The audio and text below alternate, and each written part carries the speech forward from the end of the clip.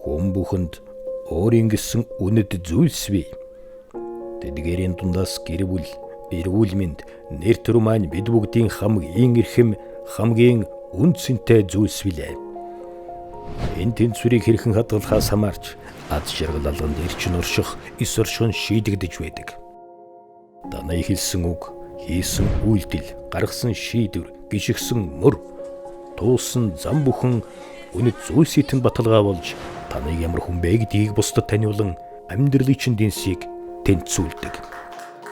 Харин үнэт зүйлсийгээ тэр орон зайд өөр буруу зүйлсийг нэвтрүүлбээс үнлэмжийн тэнцвэр нь алдагдаж үнэт зүйлсийн шилэн бөмбөлөг нүдний чинь өмнө өөрийн хагарах бол авилгад заа гэж хэлсэн яг тэр мөчөөс эхлэн чиний хийж үдээсэн бүх ил зүйлс шатаж, хийсг нь хийсч, хагарах нь хагарч, харамсахч ойртож нэг ёсондоо чи дуусна. Чиний ухамсар тэмдрэл төгснө. Энэ л үед та эрхэм мандин бүхнээ авилга гэгч хар бараа өнгөөр будаж өнгөрсөн одоо ирээдүгээ хамттанд сүйтгэснэ ойлгож бодорч үрсэн бүхэн эвлэж нийлэхгүйг ухаарна. Энд таныг үнэ зүйлсээ алдаж алгадаагүй.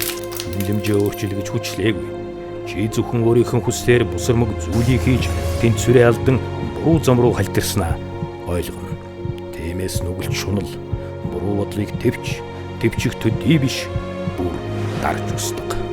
Авилгад зоригтойгоор үгүй гэж хэл авилгыг таалцсан.